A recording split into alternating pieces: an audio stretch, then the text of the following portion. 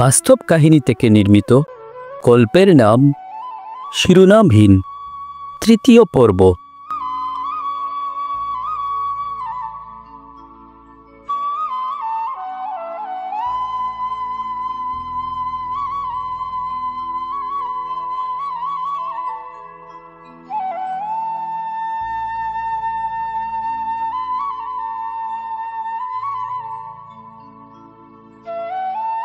বাস্তব কাহিনী থেকে নির্মিত শিরোনামহীন গল্পের তৃতীয় পর্বের যাত্রা শুরু করলাম। আশা করি আল্লাহর রহমতে গল্পটি আপনাদের কাছে ভালো লাগবে। যদি গল্পটি আপনাদের কাছে ভালো লাগে তাহলে দয়া করে গল্পটির শুরু থেকে শেষ পর্যন্ত আমার পাশে থাকবেন ইনশাআল্লাহ।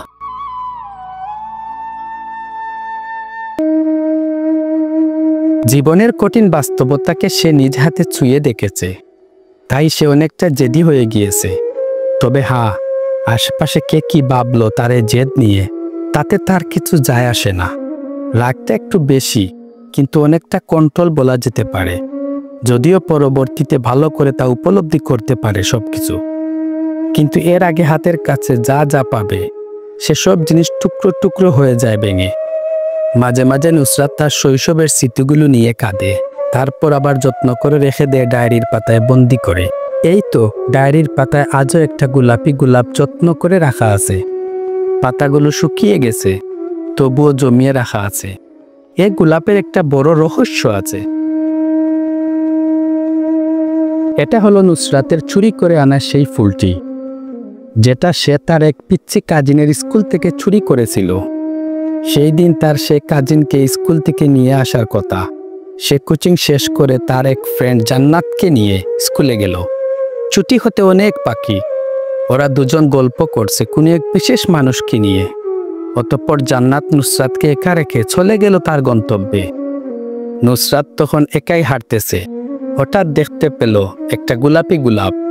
এটা সেই গোলাপ নুসরাত যেটা খুব বেশি খুঁজছিল, একদিন কোথাও পায়নি।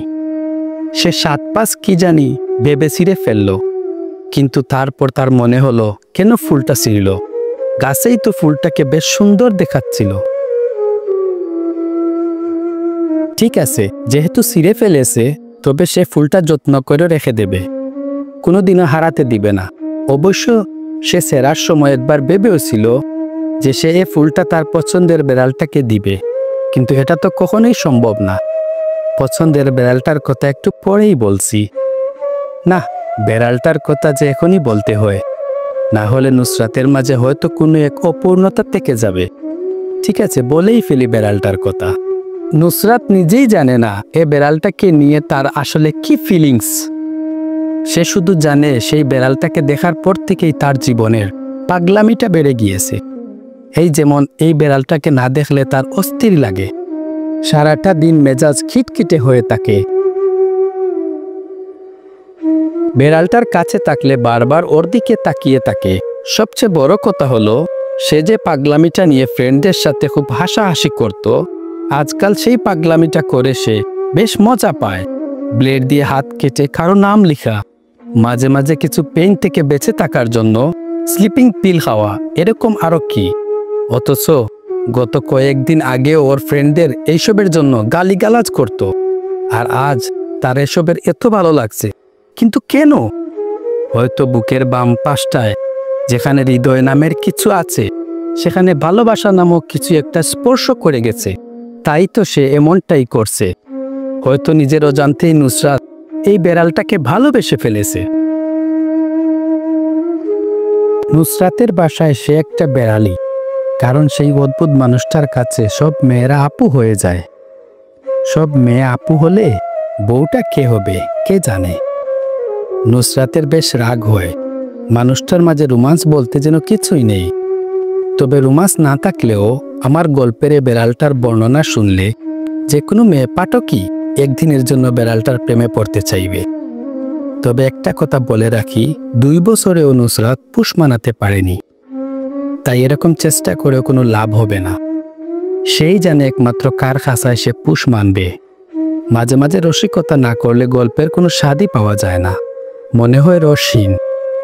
যাই হোক, বেড়ালটার একটু বর্ণনা দিয়ে ফেলি।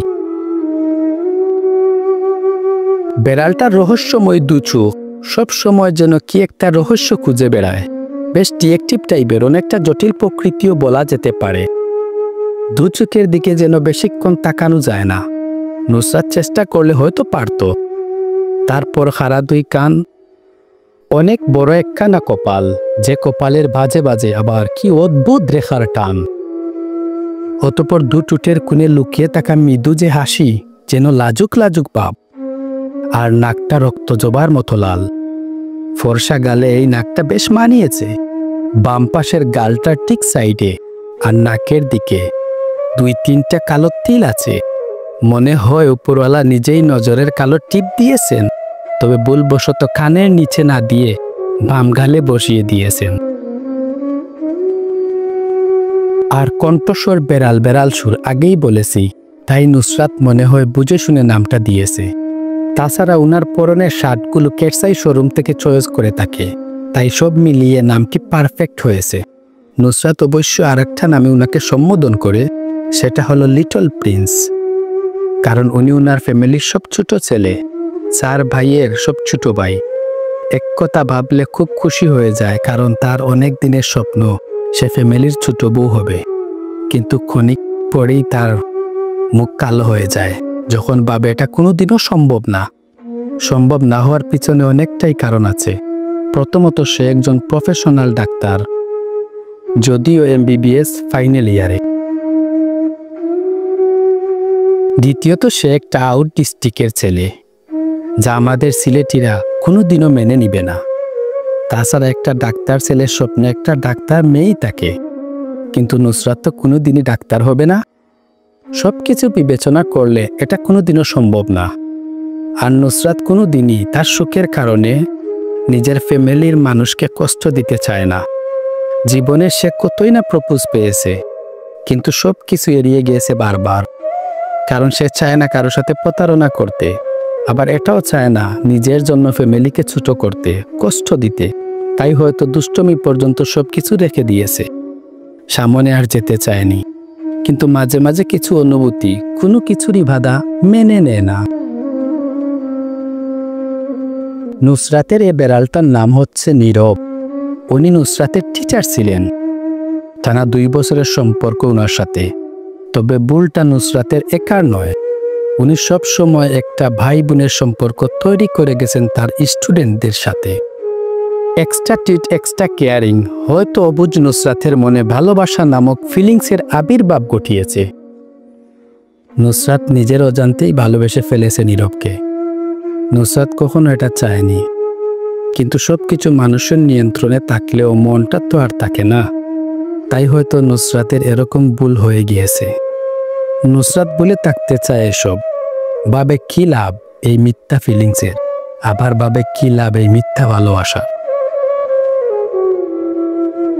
আবার ভাবে না থাক, তবুও তো ভালোবাসি তাকে, না হয় নাই বা কাছে পেলাম, তবুও তো দূর থেকে ভালোবেসে গেলাম। এমনটাই নুসরাতের অবাক মনের অবাক কিছু কথা।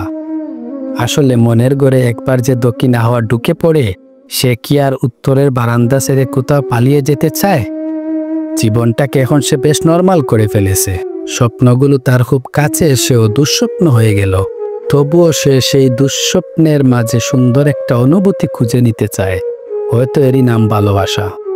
কষ্টের স্মৃতিগুলো এখন আর লিখতে ভালো লাগছে না। শুধু বলি নুসরাত এখন অনেকটাই ভালো আছে। আবারও সে বেশ চঞ্চল, মেনে নিয়েছে তার বর্তমানকে। তবে হ্যাঁ, আজ স্বপ্ন দেখতে সে ভীষণ ভয় পায়। নতুন করে স্বপ্ন দেখানোর জন্য কাউকে কি সে খুঁজে পাবে কোনোদিন? আজকের মতো এখানেই সমাপ্তি। শিরোনামহীন গল্পের পরবর্তী অংশ 4র্থ পর্বে পাবেন। দয়া করে সবাই 4র্থ পর্বের জন্য অপেক্ষা করুন। সবাই ভালো থাকবেন, সুস্থ থাকবেন, এই কামনা করি। আমিন। বিশেষ দ্রষ্টব্য: শিরোনামহীন গল্পের প্রত্যেক পর্ব প্রতি সপ্তাহে শুক্রবার বিকেল 4টার দিকে সাব্বির নাহিদ 66 ইউটিউব চ্যানেলে আপলোড হবে ইনশাআল্লাহ।